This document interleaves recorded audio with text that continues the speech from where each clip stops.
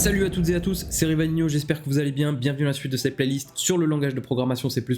Aujourd'hui, on continue cette sorte de mini playlist, si je peux dire, sur les containers de la bibliothèque standard C++ et on va s'attaquer à la notion de std vector. Un vector, en fait, qu'est-ce que c'est? Un vector, c'est ni plus ni moins qu'un tableau dynamique. Un tableau dynamique, qu'est-ce que ça veut dire? C'est un tableau dont la taille, en fait, peut changer, c'est-à-dire qu'on peut avoir un tableau qui contient au début, par exemple, initialement 3 éléments et on va faire en sorte qu'à un moment donné, on veut soit rajouter, soit enlever des éléments et donc modifier sa taille. Donc on pourrait passer par exemple d'un tableau avec 4 éléments, un tableau avec 5 éléments en poussant un cinquième pour l'ajouter aux éléments qui appartiennent à ce tableau, donc qui va être stocké à l'intérieur de ce tableau, ou alors on pourrait en enlever un et passer donc du coup à un tableau à 3 éléments. Alors les std vectors, ils sont relativement anciens, je crois qu'ils sont arrivés avec C++ 98, donc dans les années 90, au milieu des années 90. Et depuis, en fait, dès lors, c'est une fonctionnalité qui fait vraiment partie du cœur de C++.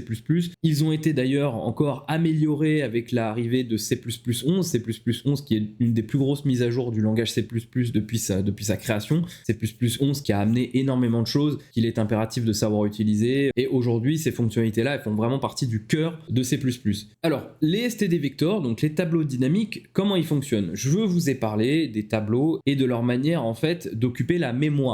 Parce que c'est important. Avant de passer aux fonctionnalités de cette classe std vector, qui est une classe, à l'instar de la classe std-array, qui est aussi une classe template de la bibliothèque standard C++, il faut parler de ce qu'on appelle le memory management, c'est-à-dire la gestion de la mémoire des std vectors. En fait, on va pas rentrer trop dans les détails, mais ce qu'il faut savoir, c'est que, pour rappel, un array de type C, c'est ni plus ni moins qu'un emplacement de la mémoire qui est géré de manière contiguë, c'est-à-dire que on a le premier élément à l'index 0, si c'est un tableau qui store par exemple des integers, l'élément suivant va se trouver 4 octets plus loin, l'élément encore suivant va se trouver encore 4 octets plus loin. En fait, on est vraiment dans un espace contigu de la mémoire. Néanmoins, lorsqu'il s'agit de mémoire en C++ et en programmation en général, en programmation de bas niveau si je puis dire, eh bien le fait de vouloir accéder à une adresse mémoire qui ne nous est pas attribuée, ça génère généralement une violation d'accès mémoire et qui s'ensuit par une jolie petite exception. Le fait de vouloir faire de l'arithmétique des pointeurs en essayant par exemple d'accéder à l'adresse mémoire d'un élément qui se trouve à l'extérieur de notre tableau, on appelle ça un out of band ou un out of range, pardon, ça va en général générer une exception, une erreur de violation de mémoire. Du coup, cette manière d'agrandir notre tableau est à exclure parce que le programme ne va pas s'amuser à écrire évidemment sur des emplacements de mémoire qui ne lui sont pas attribués et qui stockent peut-être déjà potentiellement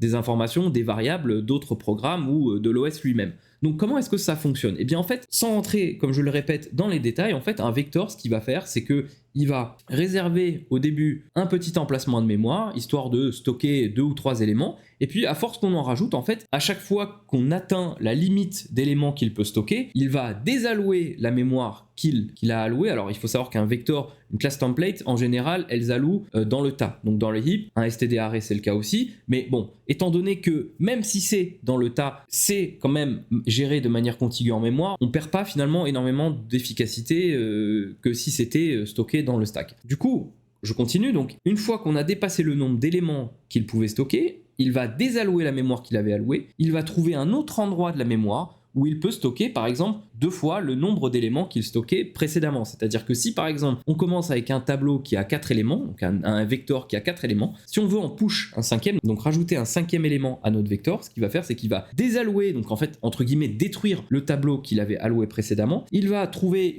un autre emplacement de la mémoire dans le tas qui est suffisamment grand pour pouvoir stocker 2 fois le nombre d'éléments qu'il stockait auparavant. Et en fait ça se passe un petit peu comme ça, sans rentrer dans les détails. Alors parfois c'est pas le double de la taille, parfois il rajoute 20%, 30%, 40% en fonction de la taille de notre vecteur. Donc, je ne vais pas rentrer dans les détails. Comment est-ce qu'on se sert d'un vecteur? Eh bien, tout simplement, ici, à l'instar de la classe template array, il suffit de faire un include du fichier header vector, comme ceci. Et là, en fait, c'est tout. Maintenant, on peut déclarer notre premier vecteur et on peut utiliser évidemment toutes ces fonctionnalités, toutes les méthodes de cette classe. Donc comment on fait? Eh bien, on fait std vector pour déclarer un vecteur. Entre chevrons, on précise le type de données qu'on va stocker dans notre vecteur. Alors là, c'est tout à fait la même chose qu'un array. Un vecteur prend un et un seul type d'objet, c'est unique, hein. Évidemment, on n'est pas dans le cas d'un tuple, dont j'ai parlé dans la vidéo précédente et pour lequel je ferai une vidéo également. On est vraiment dans le cas d'un array, donc vraiment un array brut de type C, c'est quelque chose aussi qui peut stocker qu'un seul type de variable.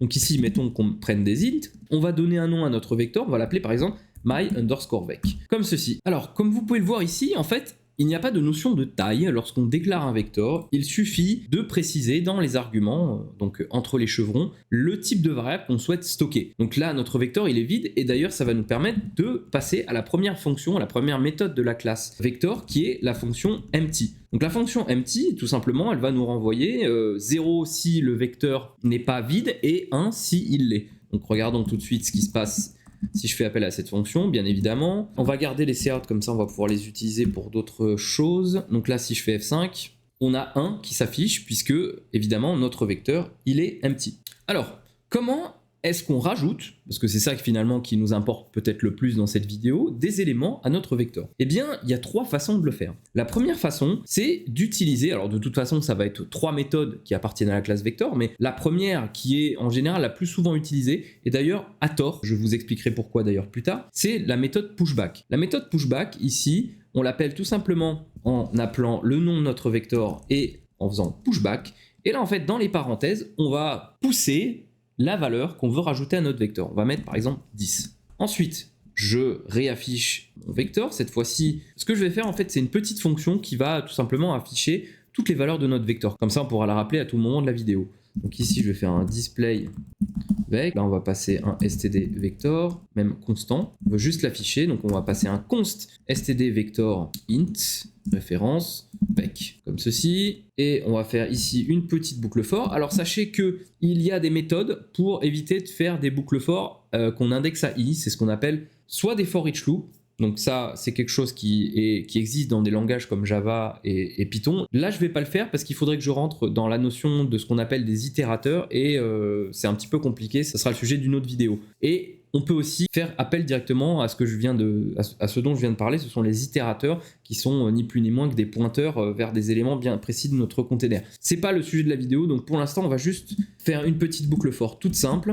On va faire vec.size, parce que c'est un vecteur, donc il sait qu'il a déjà une méthode qui s'appelle size, et i++, comme ceci. Et là, en fait, on va faire un std cout de vec à l'index i. Voilà, tout simplement. Vous verrez qu'il y a des méthodes autres que simplement utiliser l'opérateur crochet, mais étant donné que c'est un tableau, du moins que la classe stocke un tableau brut de type C et qu'elle a une surcharge pour l'opérateur crochet, eh bien en appelant le nom de notre vecteur et entre crochets i, on accède directement à l'index et à la valeur qui se trouve à cet index. Donc voilà.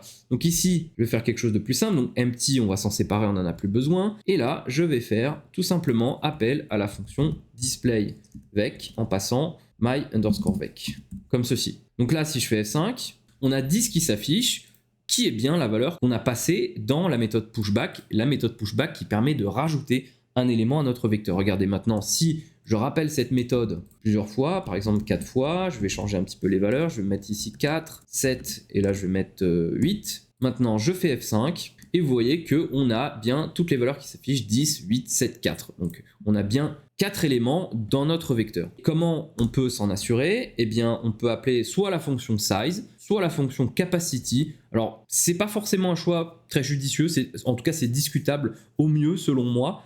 Capacity en principe, c'est pour retourner la taille en octets d'un objet, d'un container. Ici, ça retourne la même chose que la méthode size, c'est-à-dire le nombre d'éléments. Regardez, si je fais un petit std cout de myvec.capacity, tac, ça, je vais le commenter pour l'instant. Je fais F5 et ici, la méthode capacity nous retourne donc 4 qui est en fait le nombre d'éléments et non la taille de notre vecteur en octets dans la mémoire. Donc bon, c'est discutable. Regardez, si je fais size, ça va être exactement la même chose. On a 4 qui s'affichent également. Donc bon, c'est un choix. Je ne sais plus pourquoi exactement ils ont fait ça. Mais bon, écoutez, c'est comme ça. Si vous voulez la taille de votre vecteur, on verra ça tout à l'heure. Donc sachez que si vous avez suivi ma playlist C++ ou si vous avez déjà des bases en C++, vous avez déjà une petite idée de comment retourner la taille totale du vecteur. De toute façon, j'en reparlerai tout à l'heure. Alors, plus tôt, j'ai évoqué le fait qu'il y avait plusieurs manières de rajouter des éléments à notre vecteur. Et je vous ai dit que cette méthode-là, la méthode pushback,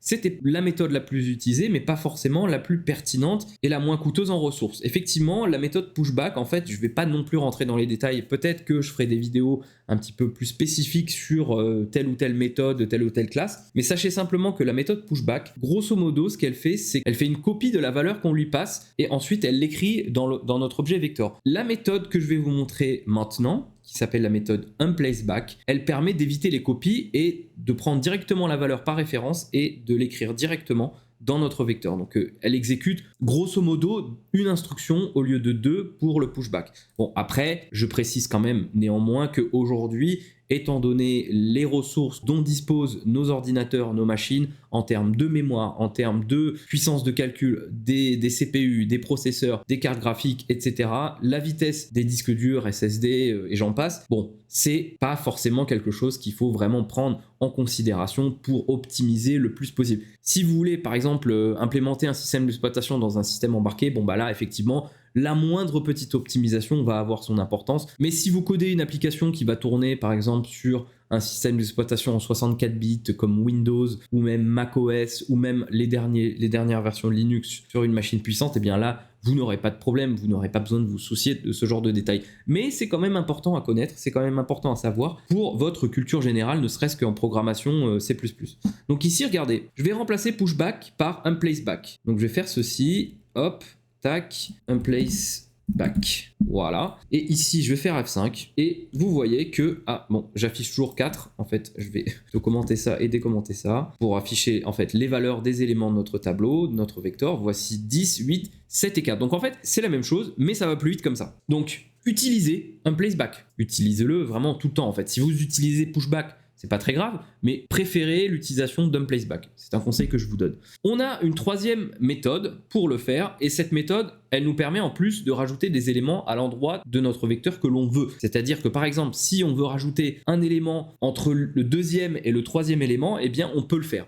Je vais vous montrer comment faire. Rapidement, je ne vais pas m'attarder dessus parce que dans les arguments de la fonction unplace, il faut passer ce qu'on appelle un itérator. Bon, c'est pas un sujet que j'ai vu, donc je ne veux pas m'attarder dessus. Je ferai une vidéo également aussi sur les itérators. Mais sachez que vous pouvez faire ceci. Donc my_vec.unplace. Et là, je vais passer par exemple myvec.begin. Je tape le code et je vous explique. 2 et la valeur de 52 par exemple.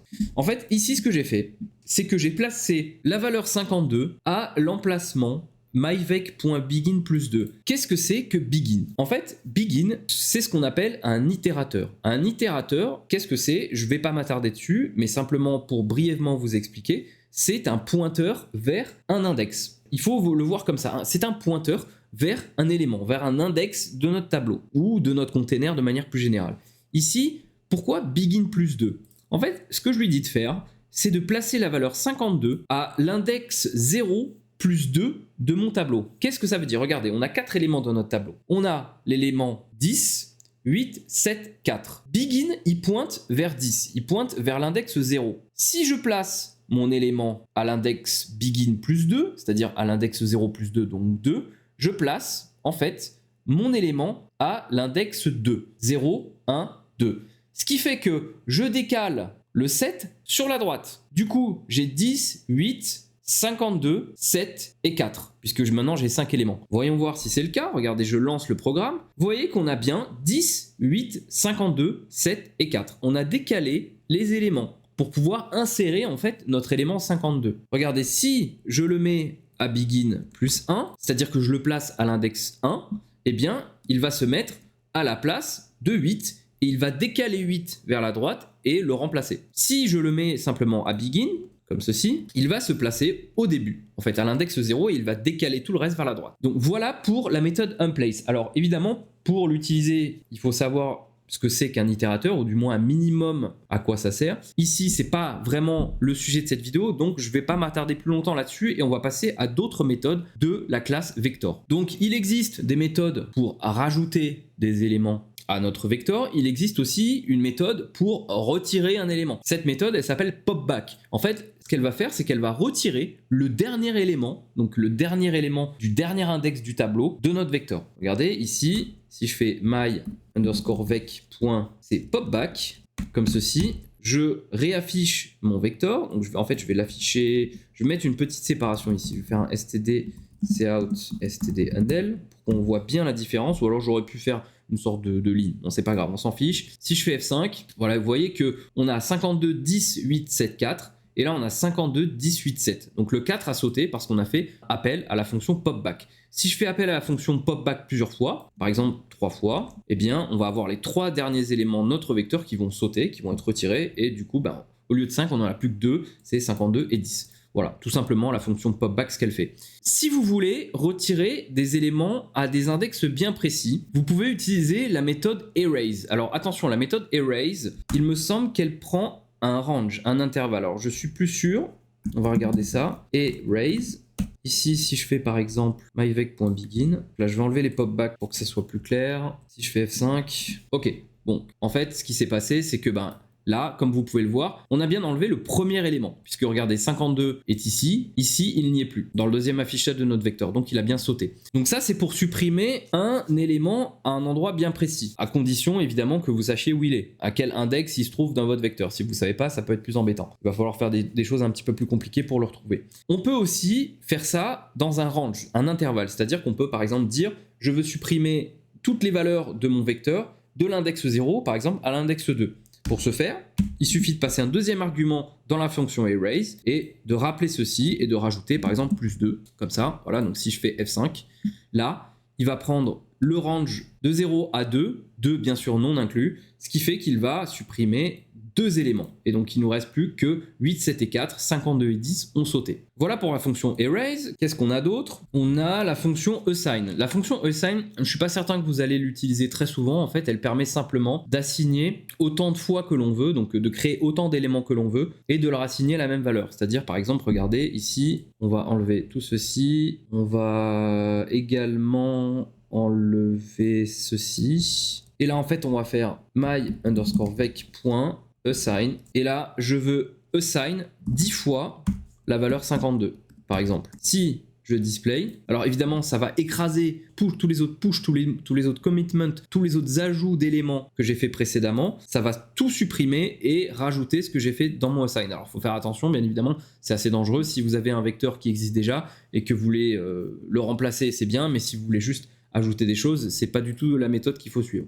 Donc ici, si je fais F5, vous voyez que là, on a un premier display. On va l'enlever d'ailleurs. On va l'enlever. Ça sert à rien. Je vais le commenter. Ici, je vais relancer le programme. Et regardez, maintenant, on n'a plus que des 52 qui s'affichent. Et combien de fois? 10 fois, puisque dans la méthode assign, le premier argument, c'est le nombre d'éléments qu'on veut créer. Et en deuxième argument, c'est la valeur. Donc ici, vous voyez que j'ai fait mon display vec. Donc celui-ci, le premier dans lequel j'ai fait mes unplaceback, et vous voyez qu'il ne s'affiche plus. Maintenant, il n'y a plus que des 52. Donc, on a la preuve que la méthode assign, elle supprime, elle remplace tout ce qu'il y avait à l'intérieur de notre vecteur par ce qu'on lui dit de mettre. Voilà. Ensuite, la dernière chose que je voulais montrer, parce que je ne veux pas trop vous encombrer non plus, c'est le fait qu'on peut d'avance réserver de la mémoire pour notre vecteur. En fait, on peut réserver un nombre d'éléments bien défini. Déjà, pourquoi vouloir faire ça? Je vous ai dit tout à l'heure que lorsqu'un vecteur arrivait à la limite de son nombre d'éléments et qu'on lui faisait un ajout, qu'on lui faisait un push d'un élément, eh bien, il détruisait ce vecteur et le réallouait à un endroit plus grand où il pouvait, par exemple, stocker le double d'éléments qu'il stockait précédemment. Eh bien, si on sait d'avance que notre vecteur va, par exemple, contenir 300 ou 400 éléments, mais ce qu'on peut faire, au lieu qu'il fasse des resizing, parce qu'on appelle ça des resizing, au lieu qu'il fasse des resizing 5, 10, 15, 20 fois, que ça coûte des ressources et qu'il y ait des instructions exécutées toutes les 2 minutes, eh bien ce qu'on peut faire, c'est que dès le début, au moment de la déclaration de notre vecteur, on peut lui dire de réserver, par exemple, de quoi stocker 500 éléments. Et si c'est le cas, si on lui dit de faire ça, eh bien en fait, tout simplement, ce qu'il va faire, c'est qu'il va réserver cette partie de la mémoire. Ça va être une partie de la mémoire qui va être contiguë et il ne va pas être obligé à chaque fois de désallouer, réallouer, désallouer, réallouer de la mémoire. Comment on peut faire ça? Eh bien tout simplement en faisant my_vec. Donc c'est reserve. Et là en fait c'est une taille qu'il faut mettre, mais c'est pas une taille en octets, attention. D'ailleurs c'est assez dommage, bon c'est un petit peu plus user-friendly on va dire, là il fait en fonction du type qu'il stocke, bon ça peut évidemment éviter de faire des erreurs, mais pour des développeurs un petit peu plus pros qui préfèrent peut-être saisir le nombre en octets, c'est pas forcément très rigolo. Bon, c'est comme ça, c'est développé de cette manière en C++, donc voilà. Donc ici par exemple, je peux mettre 100 éléments, et là en fait, eh bien, tout simplement ici, à la suite, je vais pouvoir faire donc sans push, sans que le programme désalloue à chaque fois notre vecteur pour le réallouer ailleurs dans la mémoire et que évidemment ça coûte des ressources et des instructions. Voilà, donc pas besoin de vous le montrer, je pense que c'est bon. Et juste pour terminer, je vous ai parlé tout à l'heure de la taille de notre vecteur. Effectivement, ici, regardez, on va rappeler la fonction capacity, on va la placer là, tac. Donc si j'appelle myvec.capacity, comme ceci, je commande tout ceci, je fais F5, et là vous voyez que capacity c'est 100. Tout à l'heure, je ne sais pas si vous vous souvenez, elle nous renvoyait 4, parce qu'on avait 4 éléments dans notre vecteur. Là, on n'a pas encore fait de push, on n'a pas encore fait dump place back, on a appelé la méthode capacity avant d'ajouter des éléments à notre vecteur. Néanmoins, étant donné qu'on a réservé à notre vecteur sans emplacement en faisant appel à la méthode reserve, eh bien la capacity de notre vecteur c'est 100, puisqu'il réserve de quoi stocker 100 éléments. Donc c'est comme si en fait ils y étaient déjà, sauf qu'il ne stocke pas de valeur, ça c'est à nous de le gérer, mais lui il sait qu'il doit réserver l'équivalent suffisant en mémoire pour stocker 100 éléments de type integer. Alors ici je voulais juste revenir parce que j'ai pas terminé d'en parler sur la taille que prenait dans la mémoire finalement un objet de type std vector. Je me suis rendu compte au montage que j'avais commencé à en parler puis j'avais pas terminé. En fait il faut savoir qu'un vecteur ça ne prend pas exactement 4 octets en mémoire par élément, c'est à dire que si on a un vecteur qui fait 10 éléments, notre vecteur il ne va pas faire 40 octets en mémoire. C'est un petit peu plus compliqué que ça, donc ce qu'on va faire ici c'est qu'on va tout simplement supprimer tout ça. Donc, je vais juste garder le cout, voilà, comme ceci. La première chose qu'on peut faire pour connaître la taille standard d'un vecteur, c'est d'afficher grâce à la fonction sizeof la taille d'un std vector int. Donc là c'est pour un int hein, évidemment. Là c'est la taille que va prendre un objet qui n'a pour l'instant pas d'élément de type vector et qui stocke un élément de type integer. Si on change, donc là si je lance le programme déjà pour avoir une petite idée, on va voir, il fait 32 octets en mémoire. Ici, si par exemple on voulait créer un petit vecteur et qu'on voulait faire quelques pushbacks, donc on va l'appeler myvec. Ici on va faire my_vec.pushback, on va utiliser pushback, hein, on s'en fiche, on n'est pas là pour faire de l'optimisation. On va faire par exemple plusieurs pushbacks, donc on va faire une copie de cette ligne, on va en faire par exemple une dizaine, on aurait pu faire une boucle for, c'est pas très grave. C'est pour vous montrer en fait que si maintenant je fais sizeof myvec, on s'attendrait à ce que il y ait un calcul dynamique qui se fasse et qu'on prenne en compte tous les ajouts qu'on a fait à notre vecteur. Sauf que si je lance le programme, vous allez voir que le résultat va être tout à fait différent et on a encore 32 qui s'affichent. Donc en fait, pour avoir une idée assez précise de la taille de notre vecteur, en fait, ce qu'on doit faire, c'est plusieurs choses. Tout d'abord, on doit ajouter la taille d'un objet de type vecteur au nombre d'éléments fois le type d'élément qu'on stocke. C'est-à-dire, dans notre cas de figure, c'est sizeOfInt fois myvec.capacity ou size. En fait, c'est à vous de voir. De toute façon, on a vu que ça renvoyer exactement la même valeur et vous allez voir que maintenant si je fais F5 on va avoir une petite idée de la taille de notre vecteur et notre vecteur il fait 84 octets, donc il prend 84 octets en mémoire. Voilà, parenthèse fermée. Ok, donc on va s'arrêter là. Je pense que c'est suffisant comme première approche. Donc de toute façon les containers on va en faire hein. C'est pas fini. On va voir les listes, on va voir les decks, on va voir les queues, on va voir les maps. Il y a encore beaucoup de choses à voir. Il faut aussi qu'on voit d'autres choses très importantes en C++, comme par exemple les expressions lambda, les L-value, les R-value, les X-value. Il faut vraiment qu'on voit beaucoup de choses. Si vous avez des questions, n'hésitez pas à les poser dans les commentaires. Si vous avez aimé cette vidéo, n'hésitez pas à mettre un petit pouce bleu et abonnez-vous si ce n'est pas encore fait. Moi, je vous dis à bientôt dans la prochaine vidéo de cette playlist sur le langage de programmation C++. Ciao, ciao!